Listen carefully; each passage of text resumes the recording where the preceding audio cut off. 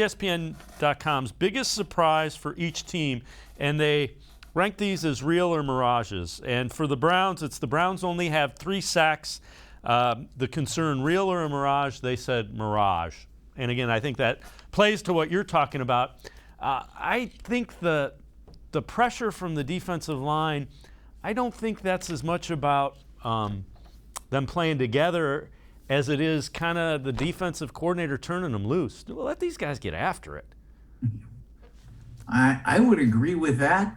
In other words, you're saying go a little Greg Williams. Yeah, get a little more aggressive. Greg's defense, they just turned them loose and they were very aggressive, and sometimes you get burned by the big play with that. That's okay, I think, isn't it? Yeah, I think this offense it's a style of defense that right. can work. And this offense is capable of putting up big numbers, so I don't think you have to live in fear of a big play. I just don't. Yeah, I agree with you on that, because I think your offense can turn around and get you points and control the football, certainly.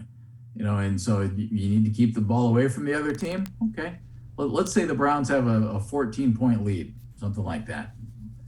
Wouldn't you turn the defense loose at that point and try and get that big play? Yes. Get the turnover, take advantage, maybe a defensive score.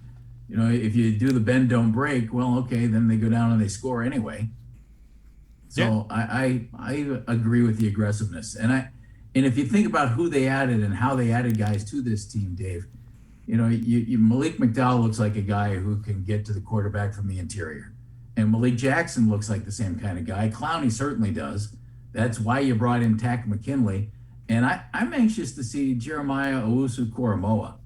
It seems like they've kind of kept him under wraps a little bit, Dave.